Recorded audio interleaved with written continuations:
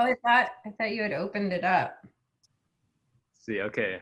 Open it up now. Let everybody in the webinar. Right.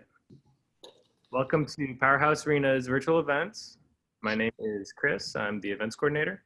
And tonight we are launching Spiritually Sassy by Sada Simone. He'll be in conversation with Alexandra Roxa. You can buy copies of the book with signed book plates at powerhousebookstores.com. The link is in the event page, and I'll post it here too. If you have any questions, you can use the Q&A function at the bottom of your screen, and Sa will take your questions at the end of the event. And I will start off by introducing Alexandra now. Alexandra Roxa is a writer, artist, and co-founder of the online community and ritual program Radical Awakenings. She's the author of Fuck Like a Goddess, Heal Yourself, Reclaim Your Voice, Stand in Your Power, and has been featured in the New York Times, Playboy, The Guardian, and Nylon Magazine, among others. Lives in Los Angeles. All right, take it away. Wonderful. Hi, everybody. Just allowing people to sign on here, and we know people are going to keep joining on. So hi, welcome. We're so happy that you're here with us this evening. This is a really special moment. Hey! Sal's book launch. This is really, okay. Am I allowed to use curse words on here? Like the book title was just announced, honey. So we have just fucked.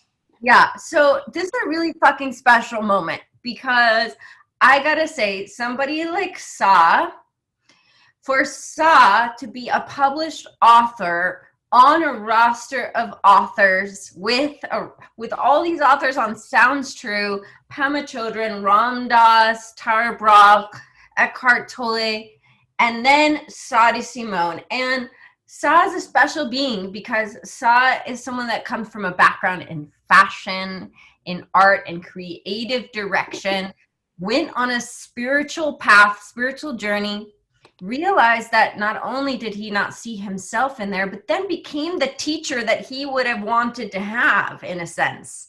So this book that is coming out today, Spiritually Sassy, I'm so happy to introduce the book and to introduce Sa as one of my dear friends, an incredible speaker, teacher, TED Talk, Deepak Chopra endorsed, has spoken at the United Nations, is a really epic human, bringing a lot of joy, a lot of diversity, and a lot of sassiness into the spiritual space. So thank you all for being here with us this evening, and get some tea or some kombucha and get cozy because we're going to have a nice little chat with you, and we will have time for Q&A at the end. So Sa, I'm so pleased to introduce you this evening on this virtual book launch. If we were all together in New York City, we would be wearing fabulous outfits and we would be clinking our glasses and squealing with glee. So let's all squeal with glee for you right now. Oh my goodness, thank you. Oh my goodness, thank you. Everybody, thank you for tuning in. It's been such a full day, such a full last few weeks, and an incredible, it's almost a year and a half journey to getting this book ready. And so thank you for being here. And Alexandra, thank you for doing this with me. Spiritually Sassy has been an epic journey. Oh my goodness. So thank you. And it's here. The birth is here. So let's start at the beginning for people. And I'm hoping that, this is being recorded. So this is going to blast out to thousands of people later.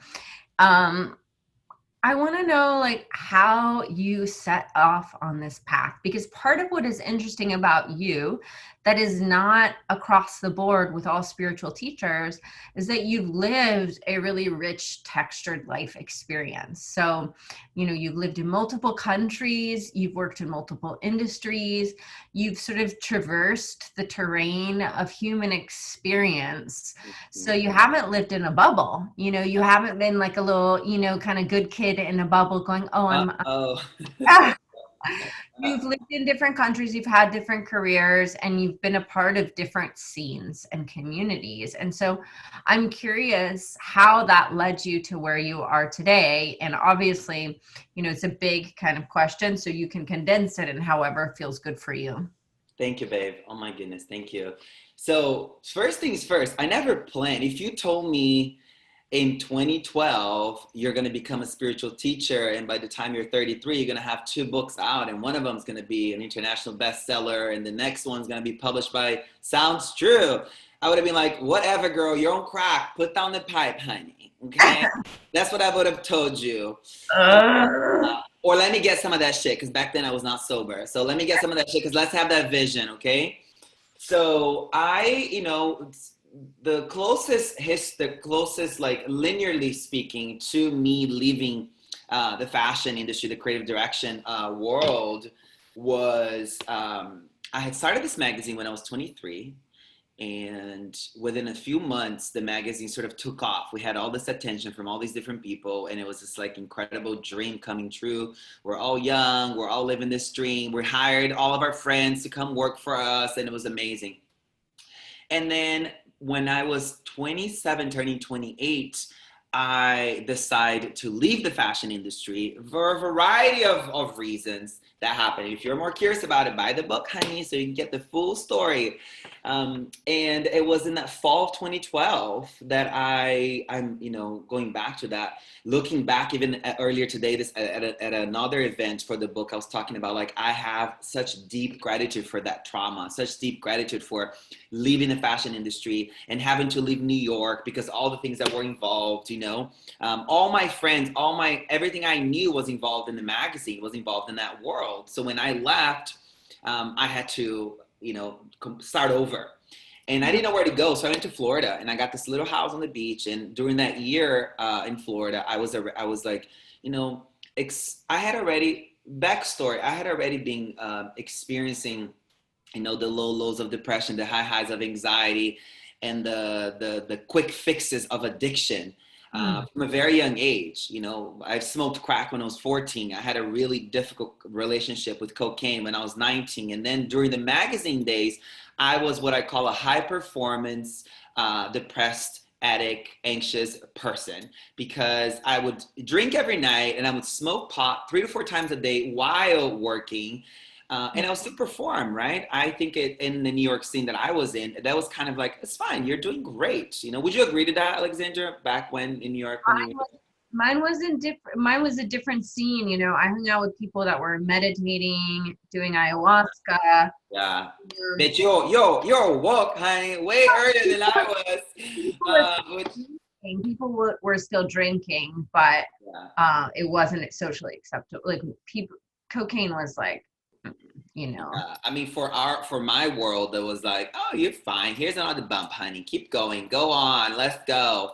Yeah. So it was in that fall when I left, and then it was when I went to Florida, I started to like really have time and glimpse of presence to be able to look like, oh wow, I've been hurting for so long, all the stuff that happened to me when I was like 16, and I was like stepping into my queerness, stepping into my sexual desires and needs. They all started to like surface again, and it was quite traumatic. And then during that year, studying, researching a little bit of this, a little bit of that, and already making a vow that like I really want to deepen my relationship to my mind. I want to change. I want to do something new. What is it that, and just feeling this, hearing the whisper of the heart saying, Sa, go research, go study in India. And the little whisper of the heart. It wasn't like this days, which is like so vibrant and so full on. I can hear it so clearly. I know the texture of when my heart speaks. And so then it was in the spring of 2013, spring of 2014, that's when I decided to go to India. And then retreat after retreat, monastery after monastery, and slowly, I started to feel better. And when I started to feel better, I had this like natural pull to want to share with other people. So that's the backstory of how I got into the path. Yeah, I love hearing.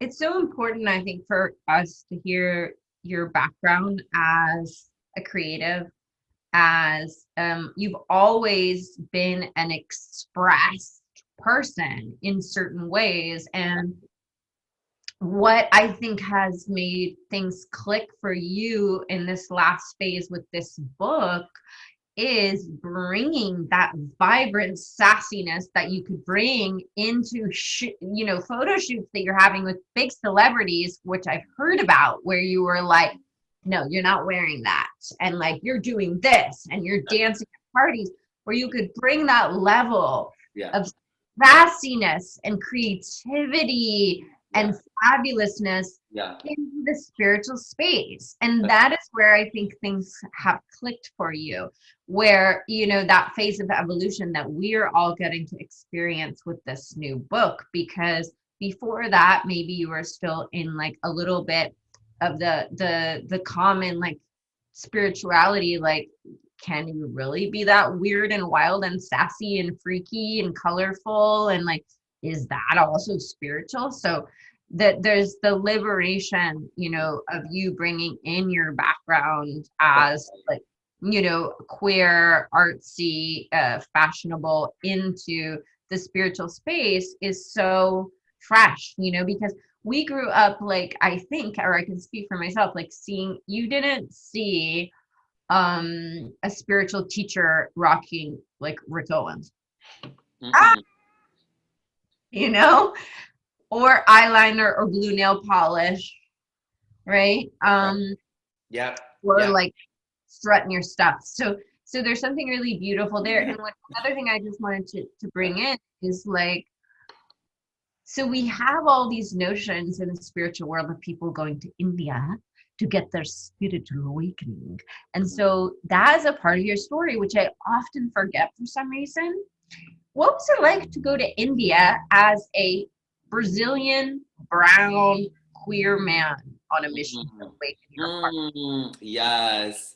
Well, that's such a good question. And that's kind of like what sparked the dream to start to write Spiritually Sassy, because from being in monasteries and ashrams and dharma centers, I would always have this like unsettled, and at the beginning it was very much about me discovering myself and feeling unsettled because I had never sat with my mind and never sat with my shit, never looked at my pain, never looked at the stories I'm telling myself, the stories I'm telling about my life and whatnot, and how in pain I was, and how much that pain was being projected and inflicted into people, places, and things around myself, right? Around me. So at the beginning of the journey, I found myself doing the thing that I think all queer people can relate. We are begging to fit in. So we're begging to be approved. We're begging to be valued. Even when we are in this holy, sacred places around, India, Nepal, Indonesia, Thailand, and whatnot. But mostly between India and Nepal, I started doing that thing where I did it as a young kid. I would, certain people would act a little bit more straight. Other people would be more, I had multiple personalities depending who I was, where I was. So that's what happened at the monastery, at the ashram, at the Dharma center. I would be a variety of different. Huh? You would be spiritual, soft, quiet. Yeah, that's right. And it was this cognitive dissonance, right? Because I had this intention of speaking in with authenticity and fierceness and sass and compassionate, and I would act in a different way. So it was this whole different, like, what the psychological terms, a cognitive dissonance, where your intentions don't match your speech and don't match your actions, because I would ended up acting and saying things that weren't necessarily what were in my heart, because I was hoping that people would approve me, would validate, would accept me in these high places around India and Nepal. And little did I know that that the way that they were living out their spiritual path, it was very fitting for them. It worked for them. It worked for those people, predominantly cis, straight, white folks. And I could count on my fingers in a variety of places. And I'll go to the a 30-day meditation retreat with this radical saint in Nepal. There's 250 of us there. And I can count on my fingers 5 people of color. And I can count on my fingers maybe 2 or 3, outwardly expressed queer people. So you start to see this lack of role models, of accessibility. And you start to see how this, how the vast majority of people who felt safe in these healing places have been majority cis, straight, white folks. And so the narrative of the spiritually sassy, the movement of spiritually sassy, is opening the door for an entire new world of people, that people who haven't felt at home in these places, who never felt like they could bring their extraness, their sass, their connection to beauty, to music, to sensuality, to laughter, to humor, to these places that have said you have to have this forced seriousness. What I call is the zombie zen. And the zombie zen worked for me because I needed to break myself down to a certain degree, and then to rebuild myself with my best qualities. But the zombie zen no longer works, and I imagine if we had more brown, black, queer folks as teachers, spirituality wouldn't be this forced seriousness. It would be really about a celebration of authenticity. So what we're doing with Spiritually Sassy is twofold. Is one, we are inviting everybody who have never felt at home in these places to say, you have a home, your healing matters to us, we love you, we celebrate you, you are front and center of our altar. So Spiritually Sassy is a home for all those who never felt like they belong in these places, and also for everybody who looked at someone like me being fully expressed and said, I want that, but my mom said I can't do that. Because if I do that, I'm a bad person, I'm a freak, I'm a weirdo, I'm an infringed. So it's inviting everybody into this new table. And Spiritually Sassy as a state of being is a path to internal freedom. And I'm not talking about the lofty goal of enlightenment. I'm talking about just feeling better today, doing better today, looking better today. And that will give you glimpses of the lofty goal of enlightenment. That will add up glimpses of this, of a complete freedom of suffering and pain. But the state of being that I speak about is really doing your best effort to awaken to our best qualities, awaken to everything that lives at the base of our being, and then living poetically, living artistically, turning our pain into music, turning our suffering into a beautiful story, that we can tell like this. And at the baseline of it, I'm going to say this one last thing, I'll pass it back to you, my love. I had an opportunity while I was writing the book about, I had this idea that Spiritually Sassy was about creating a home for all those who never felt like they had a home. And then Spiritually Sassy as a state of being came through while I was writing the book, which it happens, I'm sure, for all the authors out there. We set out with an idea and it changes through the process, right? I had this opportunity of meeting with this radical saint. She spent 12 years in a cave, and I was telling her, hey, I had this amazing opportunity of meeting with her in person. I said, I want to speak to the ancient literature, ancient text, and the commentary as close as possible, but I'm finding it difficult because of X, Y, and Z. We're talking about very we're intellectualizing healing, but then we landed at a point of maybe the commentary that has been put forth on the ancient text, the word joy was missing because of the person who was grading the commentary, who was the translator, who was putting it forth to the next generation.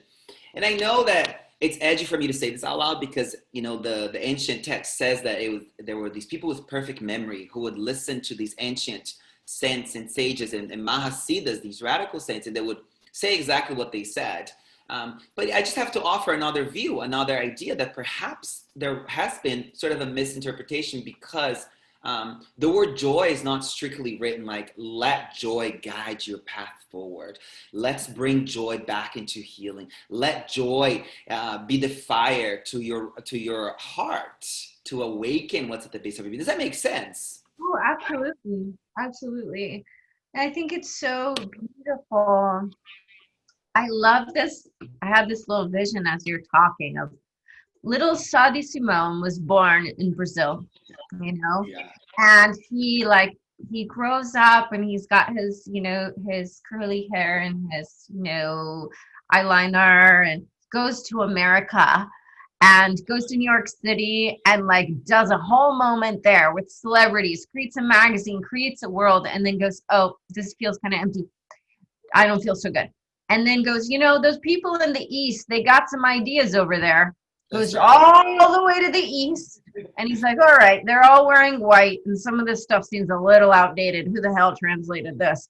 Gets some of the nuggets, brings it back to the United States, and takes it from your gaze and from your perspective of being Brazilian, Lebanese, queer, and American. And so it's like, what you're bringing is an approach to some of these Eastern ideologies, specifically Tantric Buddhism, but through your particular vehicle, which is a really specific vehicle and a really like colorful vehicle. And the cultures of the Middle Eastern, the like Lebanese, Brazilian, Southern Brazilian, like those cultures, like there's a lot of culture, color, there's a lot of dance, there's a lot of song. And even in Nepal, like where we were, there's a lot of dance, there's a lot of song, there's a lot of color.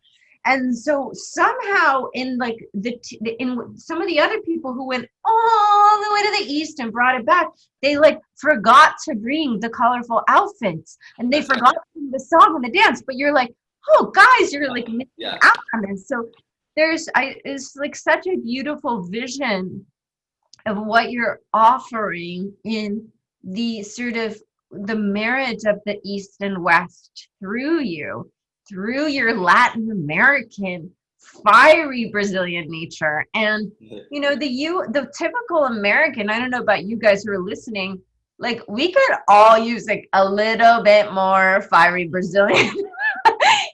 Like we could use some more joy and samba and dancing and family and cooking and laughter and sharing.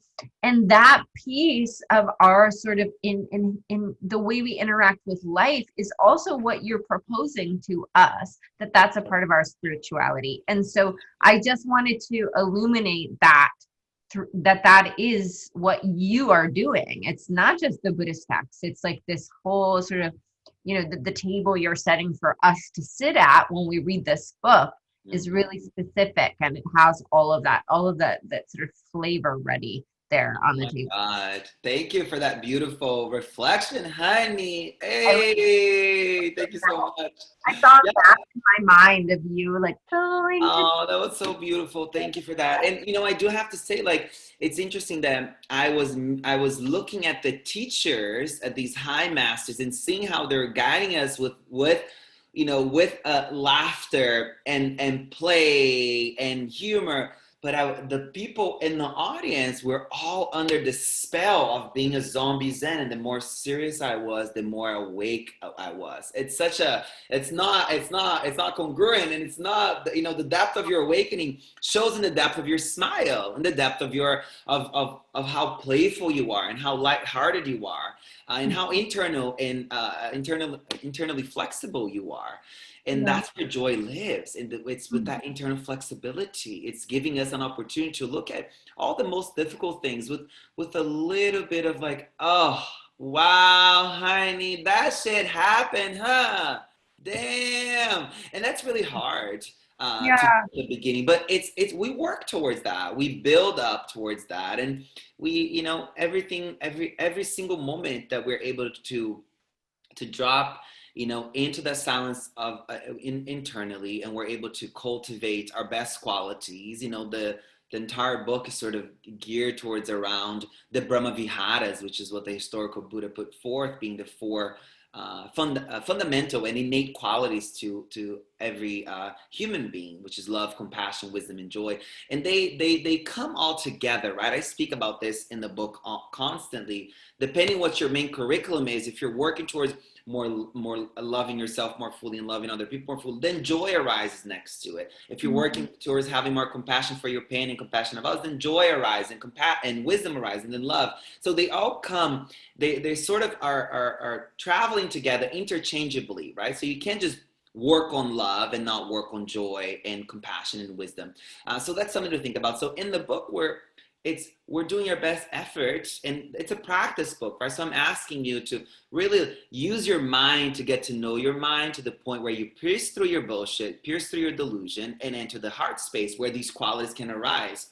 And And it's a quite a fun challenge, to do it, because the moment that you glimpse at these little, like, oh, I'm now looking at my past trauma, that memory that used to trigger the shit out of me. I'm now having compassion. And then the next thing that arises, a little bit of a giggle. And the next thing that arises is just like a serenity that arises with an all-knowing wisdom.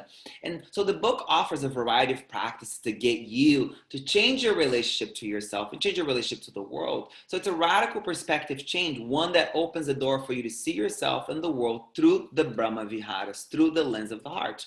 And we're talking about concentration of mind. We're talking about relearning how to breathe. We're talking about creative expression as being a part of the healing path.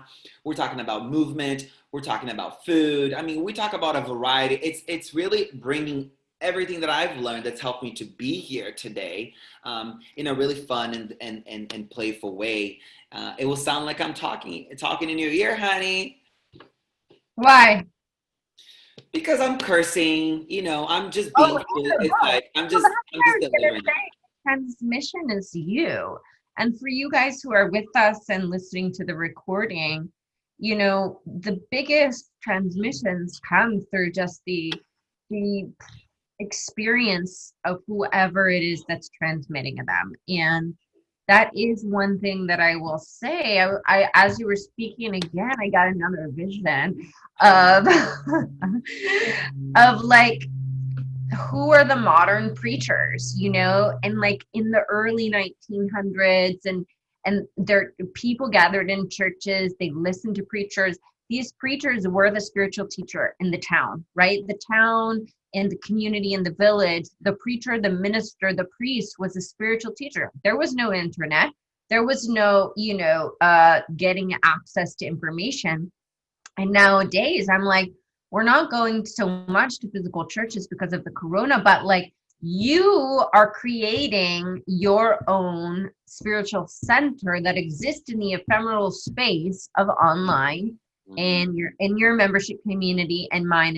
We're not saying that we're priests or ministers, but I love the idea of you standing as this radical spiritual leader in the way that, like, we would say, like, maybe like West Africa or the Caribbean, or even in the Gospel South, which maybe you've actually looked to some of those leadership models for your influence, but that those leaders were so joyful and passionate and blissful and ecstatic.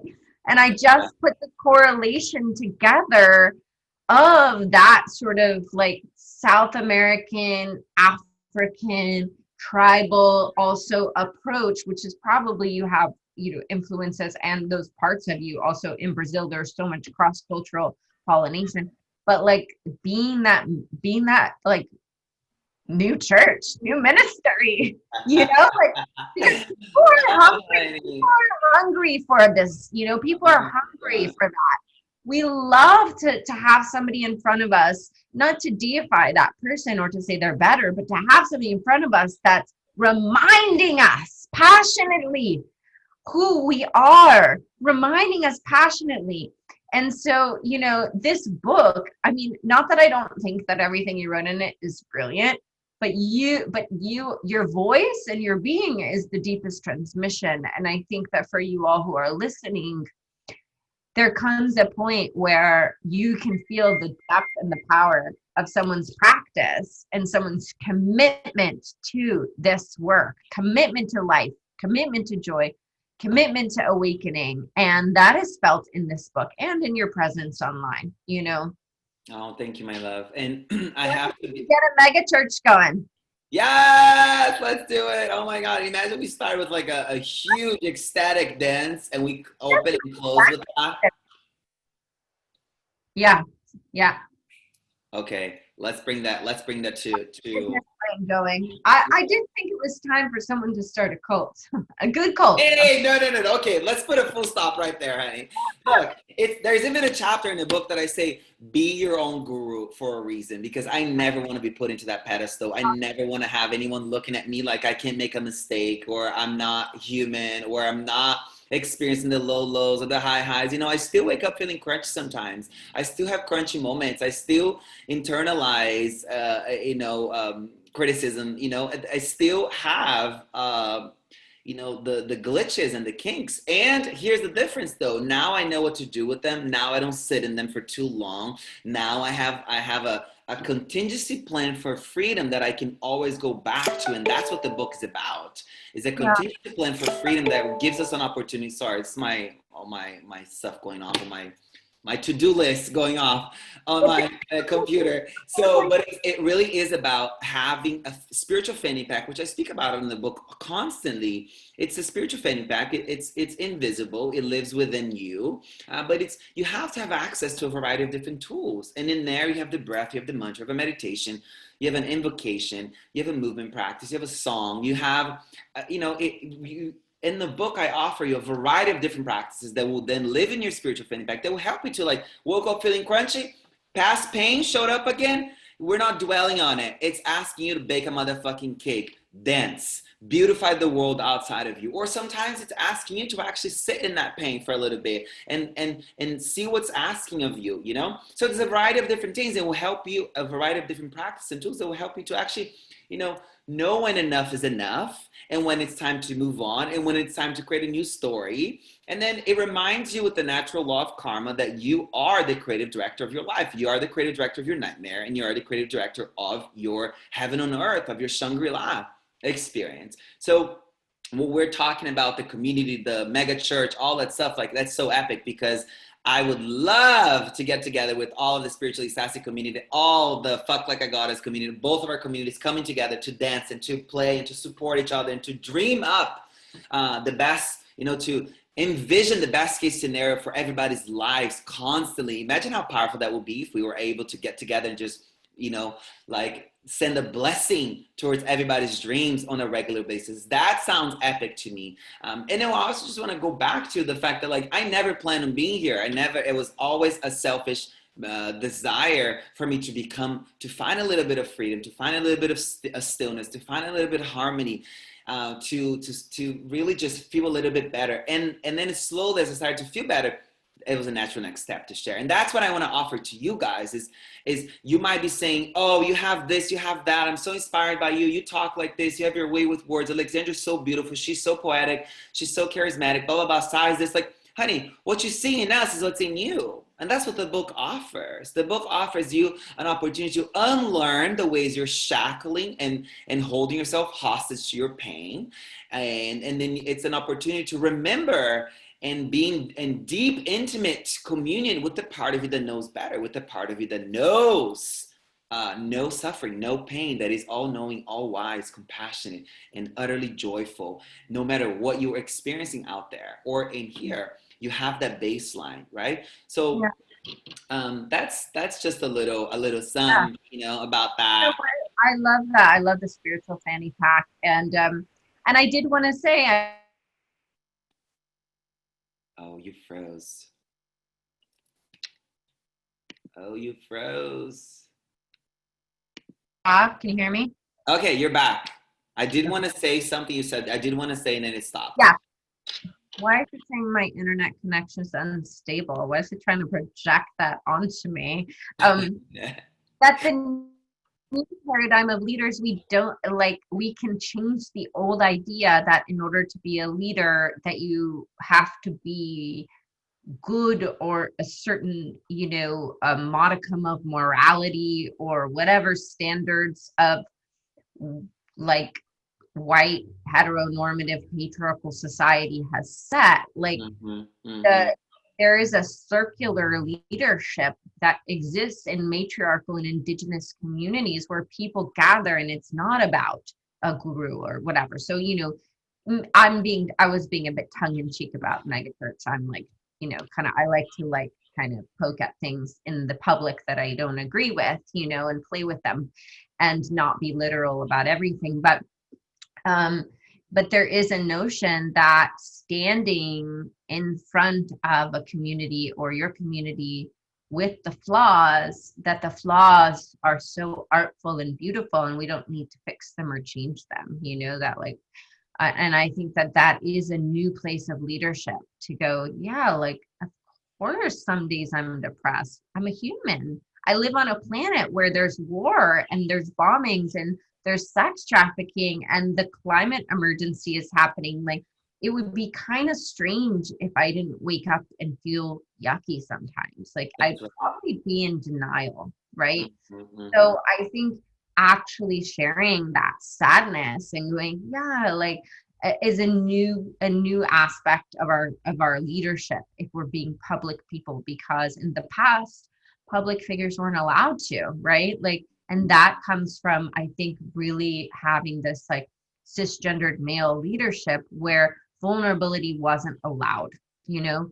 That's Saying, right. wow, I feel really sad that our country bombed this country, or I feel really sad that, you know, this thing happened, that we're giving people, or you or I or whoever else is being a public person right now, which may be many people that are talking, that are listening, give yourself permission to feel and have those hard days, is permission to be human. And that is a part of, I think, modern leadership that is beautiful, and that it takes a lot of practice, because I don't want to be seen in those places on those bad days, you know. Right. That's right. And thank you for saying that, because that's very true. I mean, I had already been on a spiritual journey for a while, and then remember when we went to those caves in the Everest region not too long ago, and I was still being visited by some really vicious narratives, some really vicious old narratives. And we arrived in this cave. Alexandra was there with me, my sister, and a couple other friends, and we were far up there in the Everest region, in the Sulukumbu Valley, in this really sacred place. And you know, if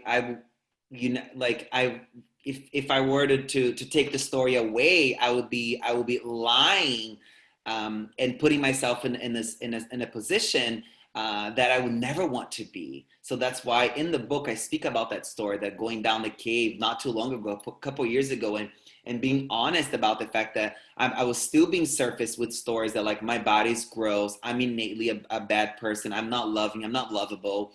After years of being on the path and still dancing the dance with these stories. The thing about it now, I fucking know how to dance, honey. That's the thing. In the past, I didn't know how to dance. These stories would come up and would send me for a fucking spiral. Now the thing, I know how to dance. I know how to work with them, and I know how to transform them into beauty, into poetry, into music, into new moves. You know, I know how to transform. I know how to transform this stuff. And in the book, I offer a variety of practices like that will help you to really transform it into something that would then be of service to others. Yeah. And that's really, I think, at the end of the day, if people ask me, what's the book all about? If you could tell me one sentence, it's really about making altruism sexy. It's about making service sexy. It's about recognizing that it is in our selfless act of giving ourselves to the world while looking good, feeling good. That's where a genuinely happy life exists. So everything that I've shared in the book, it was all the hardships that I've experienced, all the hardships and traumatic experience, they've become the guiding light, because every single thing that I've overcome has given me support to then speak from an experiential place, not from an intellectualized place. Honey, everything I got is only what I've lived. You know what I mean? It was only about these years of sitting, looking, going after, and a lot of times it's just the questions themselves were guiding me without answers, and the questions themselves started to awaken a knowing, right? Not an intellectual knowing, but an experiential knowing at the base of my being. So it was, going to these caves, going to these retreats, and being honest about the stuff that I have experienced that continues to surface my mind. And I was in a podcast not too long ago with Tammy. Oh my God, Tammy, the founder of Sounds True. And she asked me, Sa, what is, the most, for me, she's like an iconic, legendary, visionary being. She's the founder of Sounds True. Like, excuse me? She asked me, like, what's something you're still struggling with? I said, you know what? I'm having a hard time with relationships. I've been rejected a few times, and it was fucking painful as fuck. And I started to like doubt my sobriety. I started to be like, oh, am I not having enough fun because I'm sober? So that's hard to say it out loud, right? Because I think a lot of people may look at me and be like, you have it all together. you're doing, but it's like, honey, it's having it all together while it's not having it all together. It's choosing to have your tools with you, having all the tools together with you, no matter what you're experiencing. And that's the choice. Is to choose to be free moment to moment. Is to choose to drop in moment to moment. Is to choose to call your friend when you're feeling like shit. Is to choose to breathe when you're feeling like shit. It's not overthinking the past or trying to talk your way out of a painful memory. It's not the way. We need an embodied practice. So the entire book is asking you to drop into your motherfucking body, honey, and do the work. And that's where freedom lives, you know? And another big thing that we talked about it as well, and I keep talking about this, is like, come back into your body. Stop thinking that it's about denying the body. That's where freedom lives, honey. Your mind is it's in your body. It's everything that meets your eye becomes you, right? That's what Buddhist psychology philosophy speaks about it too. But at the beginning, you have to have a real deep communion with your body, and that's what I also offer in the book too. I forgot what you started on, but I just went on to this little. I love all of that. Could we take some questions from people? Yeah. So let's ask some questions. Thank you all for being here. Sabrina, Pink, Perry, Patricia, Lenny, Louise, Luann, Laura, Kyle, John, Jolina, January, Griselda, Gabby, Danielle, Christina. Oh, I could just keep going. Where are you saying those names? Oh, here you go. Catherine, Christina, Carol. Did I miss anybody? Who's got a question? Let's go. Let's ask some questions. You can just put it in the chat. Oh, here we go. We got a Q&A right here. All right. Perry asks, how did you go about the process of writing the book? Did you plan it out, have a writing routine? Thank you, Perry. Great question. So did I plan it out? Yes. I mean, when you are writing, I had the structure of the book. You know, I knew what I wanted to do. But when you start writing it, as I said earlier, things just like really, take life, and it changes. But my writing routine was I would record myself. I had all these questions for each chapter, and I would record myself, and I would transcribe the recording, and the transcription would then be inserted into different parts of the book. But it was about sitting with the information, the main parts of the book, and then having a long list of questions that were related to the book, to the chapter, and then answer those questions. And the first chapter that I wrote for the book was a forgiveness chapter, because my spiritual journey started with an inability to forgive. You know, I didn't speak to this. Depending who I'm talking to, and depending on the mood I'm in and what I've experienced that day, I will immediately go into it. It's like, how did you get on a spiritual path? I could not forgive myself or other people. That's why I started the journey. So depending who I'm talking to. So now, as you know, for you to hear, like I started with the chapter that I knew was the strongest. I knew that I could speak to, because I had lived in that place for a long time. So I wrote that chapter. And that was sort of like the guide. It was I forgot what chapter it is in the book, but it was kind of like you would sit and you would record. So yeah. Perry, like, you know, with Saw's particular okay, go ahead, babe. Saw's particular method for writing was to get his writing out in voice notes first, and I love that about you. And that's like getting everybody has a different process. And I also took myself to all these different places in the world where transformation had taken place inside of me. Where did you go during the writing process? Because I remember that. Yeah, I started in Bali, because that's where it was this big piece that was missing, right? We're dancing in these massive bungalows in the jungle, 200 people sober, experiencing bliss, ecstatic bliss. And so my journey would happen like this. I would spend 6 months in India, and I would spend 3-4 months in Bali. 6 months in India, 3-4 months in Bali. And then in the other few months, I would come back to upstate New York or sometimes to California. I would stay in a retreat center or low key off the grid, and then I'll go back out again.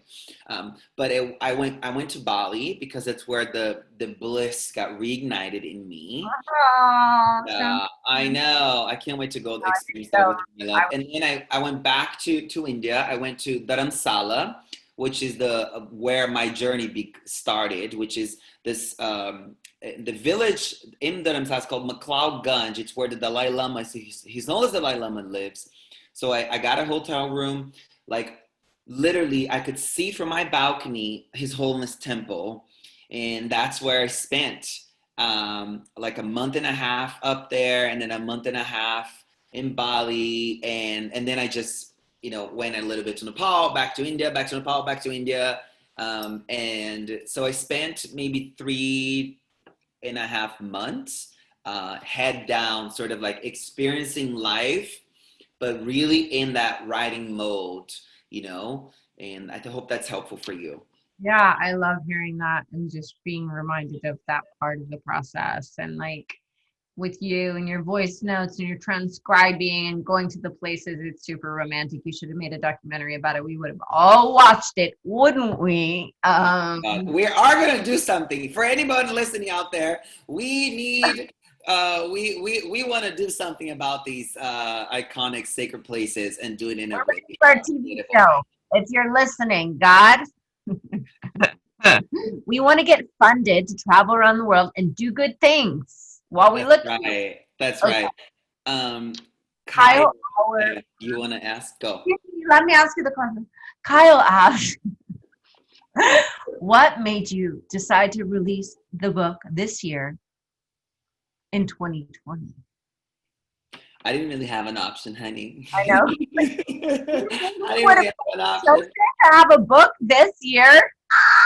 Yeah, I didn't really have an option. It was kind of like, when I had the opportunity of working with Sounds True, the book was meant to come out September 2020, and I was just fucking gagged that was like literally my reality now.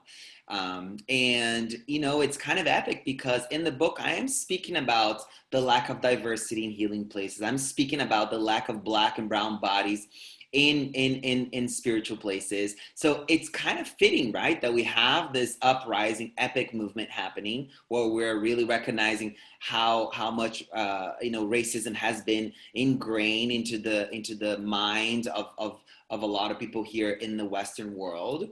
So the book is really it's speaking to that, and it's saying live as an act of protest. Live as an embodied activist by first doing what? Looking at your mind. Looking at your mind. If you cross the street because you see a Black or brown body, you're part of the problem. You may not be the one who's punching or killing Black or brown bodies or queer bodies, but if your mind's being visited by these thoughts regularly and you're not doing something in the moment to zap it and to treat your mind to an antidote in that very moment, you're being part of the problem. If you see a queer body, self-expressed queer body in front of you, and you immediately put them in a box, you say whatever shape of homophobic, transphobic, queerphobic slur towards them, you're part of the problem. And I'm saying you, Kai, I'm saying anyone listening, and I say this in every single interview over and over again. It's like, we have to do the work within ourselves first. We can have the most epic, iconic laws, a president who's not homophobic, a president who's not racist, but if the people themselves haven't changed their minds, what's the fucking it's just, we're gonna have a whole nother uprising 5 minutes away. So it really requires you to be an embodied protest, to be an embodied activist, which is to look at your mind.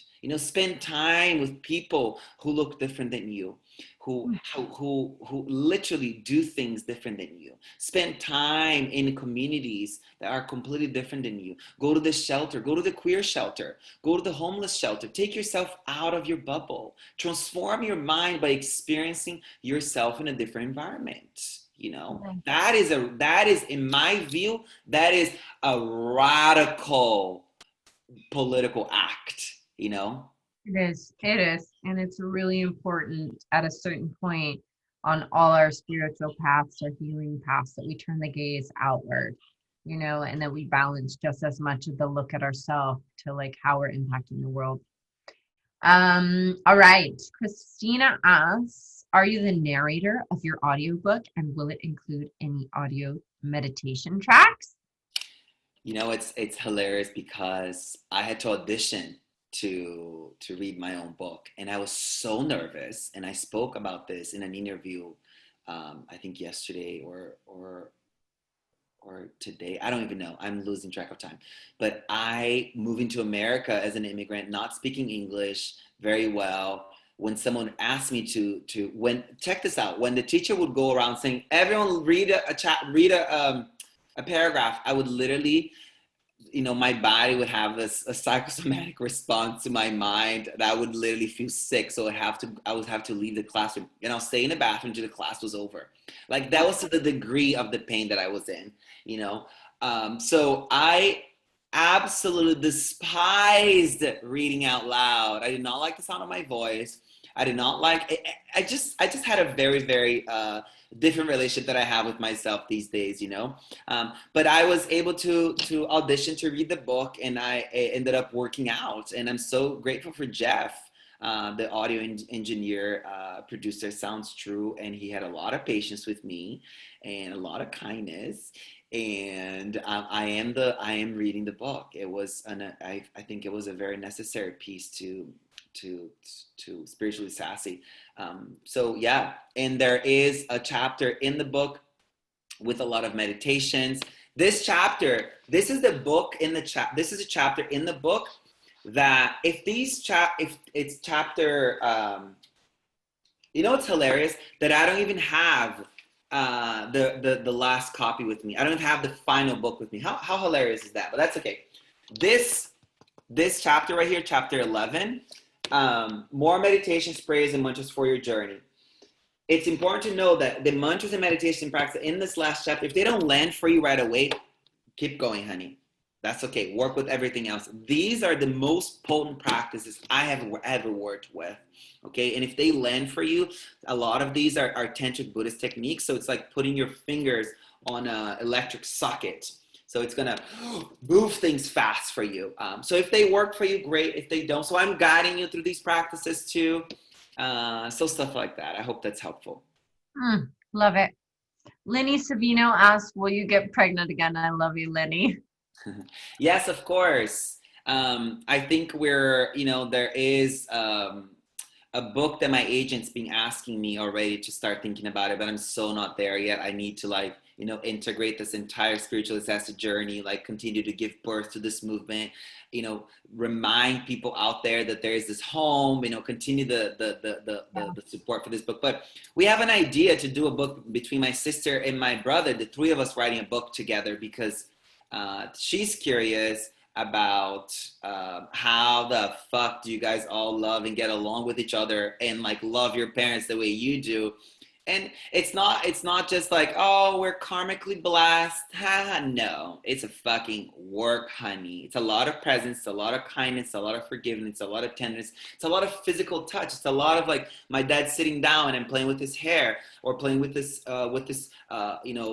foot or hand, or my mom is sitting down when there's a lot of affection. So we're thinking about writing about that, but not for a while. I just finished writing in between all of this a meditation calendar that's going to launch in January 2022.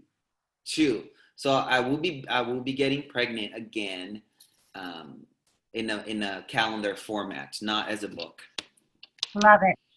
Okay, we only have a few minutes left here, and we might not get to all these questions, but we love you guys. How did you find the right publisher? Gabby asked. So maybe answer some of these fast if it feels good, and we'll get more done. I worked with an incredible agent. My agent is fucking epic. She is a Jedi. Her and I are very similar, fiery types. She's the one that found this opportunity for me. We had a few options on the table when the proposal landed at the publisher's desk, and then she just reminded me of Sounds True, and I was like, oh my God, honey, I can't even tell you words. Sounds True has always been my dream. So boom. Yeah. How do you deal with the fear of not being accepted by others? Asks Louise. Great question. How do you deal with the fear of not being accepted? Well, I think first of all, it requires a deep, loving relationship to yourself. I think if we are not in full acceptance and full worship and devotional, in a devotional practice with ourselves, then everywhere we go, we're going to be projecting that insecurity into other people, and then we're creating our own nightmares, right? And then people are going to speak to that. They're going to speak to that little glitch, that little kink, that little, things that are very evident for us. They're very present for us. So I think first things first is, if you bought the book, I would, go through the chapters, but I would work on the forgiveness chapter deeply, deeply, deeply, forgiving yourself for not believing in yourself, for neglecting yourself, silencing yourself, harming yourself, forgiving other people who've caused you pain, and then asking for forgiveness for all the ways that you've caused pain to other people because you were operating from a place of pain and suffering. And that's going to strengthen your internal well of courage, of creativity, of joy, of wisdom. And then once that internal well is full power, then nothing and no one, honey, can take you away from what you came here to do. Does that make sense? And then there's a funny practice that I started. It's funny, but it's actually fucking epic. It's the spiritual high heels, the spiritual stiletto. Go to my IG page and I forget which video it is, but it's on there that I say, roll your shoulders back, put on a spiritual high heels, like legit, go on your tippy toes, and then walk up and down your house, thinking in your mind, engaging with your imagination, seeing the whole world wishing you well, even all beings in an unseen world, all beings everywhere, wishing you well, wishing you blessings, and celebrating your beauty, and celebrating how radically you are. So walk up and down as you are Naomi in a spiritual supermodel, and visualizing in your mind that you're receiving these blessings from all beings everywhere, and try to enter the world like that. Try to enter the world with that view. So that's a little something to do. And then most important thing to do as well is check in with your body. When you enter a place, do you already start to do this? And do you start to do this with your hand, or do you start to bite your hand or itch your hair? Or jittery legs, stuff like that. So think about it like that, like being such communion and embody and in your body that when you are shutting yourself down, becoming small, not letting yourself shine and be bold and fierce and loud and beautiful and sexy and gorgeous and iconic and legendary. And roll your shoulders back. Breath. Start with the breath. I can talk to you about this forever, honey, but that's just a little. Thank you for Louise. That will be helpful. Let's see. Luann Claps.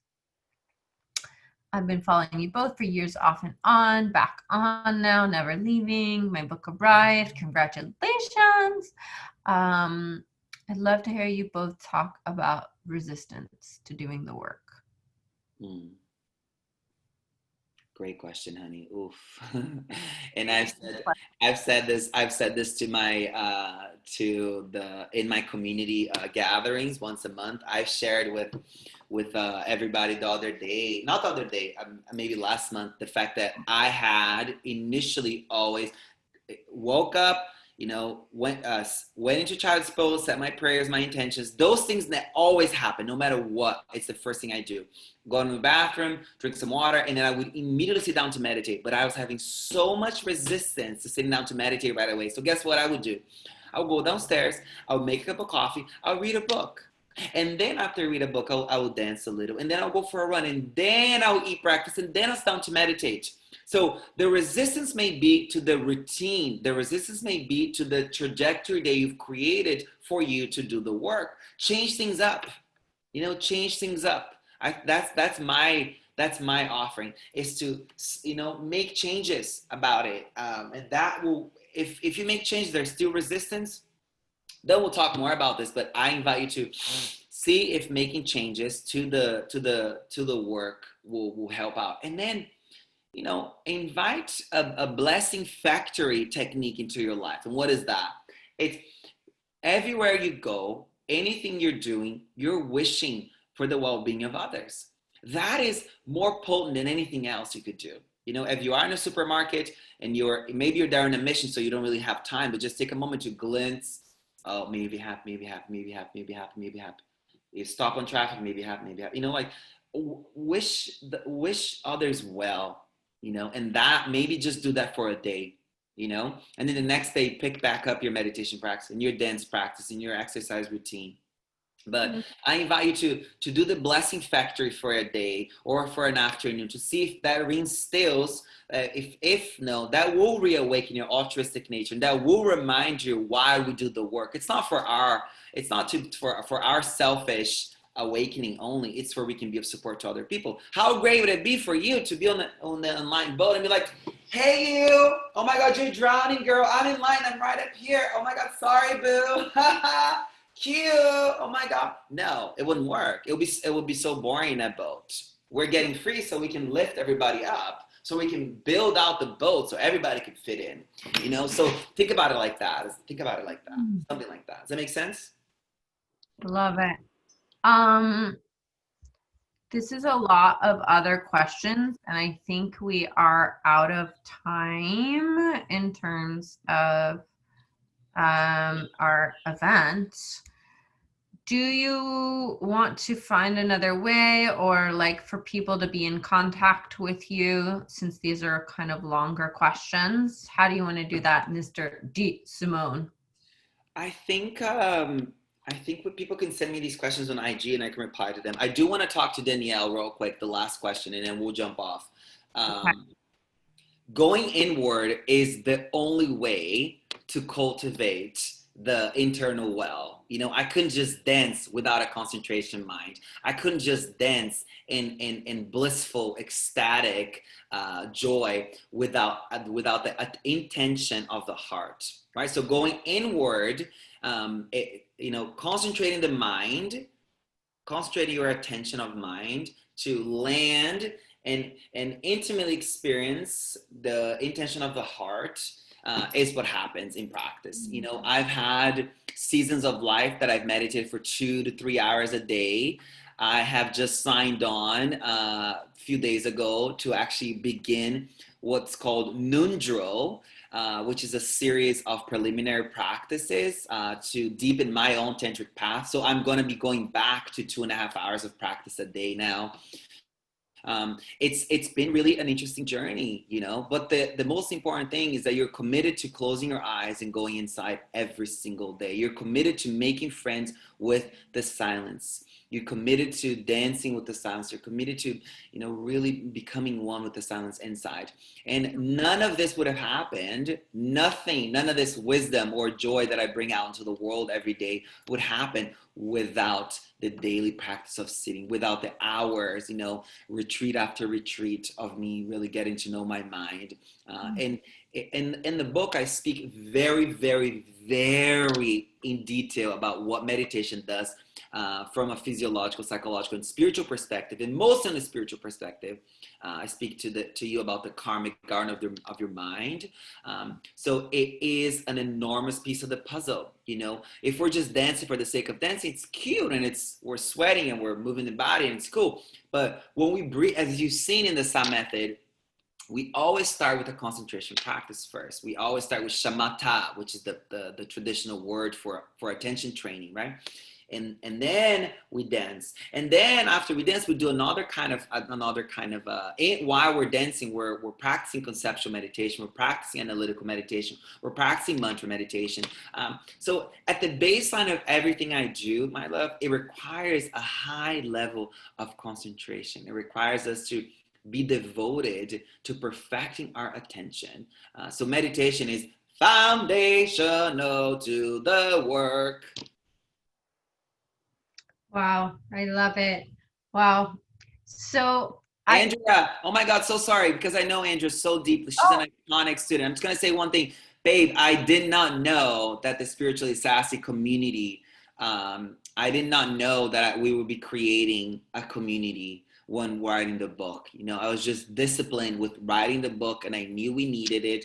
But I had no idea that was gonna, you know, be what it is today. And we're putting out a manifesto in a few weeks. We're creating a whole app for us. It's like a whole shit we're doing to really bring all of us together. An app that all of you guys will have access to each other. And know where you guys are at, to communicate, to share, to support each other. So we're doing all these things because, as the book finished, and I was like, oh my God, every single podcast interview that I started, where the podcaster, the interviewer had the book, they would reflect back to me the things that I knew already. But I hadn't landed at the place that like, oh shit, we are creating this new fucking thing. So thank you for that question. I love it. Okay, cool. And Patricia, Alyssa, Christina, send your questions to Saw on IG. Join the Spiritually Sassy community. Get on his mailing list for more in-depth teaching and coaching. And also, a lot of those questions are answered in the book, I know. And so if you had questions, and if you are still sitting on some questions, there's a lot answered in the book around kind of the simple personal things become bigger and universal. And there's a lot of universal truths in there that Saw offers us. So, wow. It's been such a pleasure to be here with you on this special day. I love you, Roxo, so much. So much, honestly. And thank you for being part of this dream, you know, and thank you for being such a spiritually sassy, embodied leader, and showing us that the path can look like this, and can be freaky, and all the delicious qualities that you bring into the space. So thank you so much for that. You've been an inspiration for me, and the fact that, you know, I don't know if you guys know, but I watched Be Here Nowish, Alexandra's show, many years ago, and I wrote a message to her on social media, and she replied, and it was I fell off the chair, because I was like, oh my God, I'm fangirling this bitch right now. And she replied back to me, oh my God. So to be here right now with the birth of my new book with you, holding space for me in this way, is like, shit, honey, I must have done some shit right. Well, it's my deep pleasure so much. So big. Awesome. Thank you, both of you. Thank you for outfitting our spiritual fanny pack. Thank you, Sa. Thank you, Alexandra. Thank you, everybody who asked questions. I'm sorry we couldn't get to everybody. If you missed any of the event for any reason, we'll have it on YouTube. And please buy a book. We got the link. Helps out Sa, and you can... Wait, those bookstores open! Oh, bookstores are open. Important. Don't buy it from Amazon. Buy it from Powerhouse, for you guys who are listening here. Yeah, that's right. Get a signed book plate. That's right. Yeah. Okay, love you guys. Friends. Bye. I want for your friends. That's right. And I wrote a really nice little sweet note for all of them, honey. Okay, love you guys. Thank you, Powerhouse, so much. Thank you, Roxo. Thank you, Nick. Thank you, everybody. Mwah, mwah, mwah. Bye. Thanks, guys.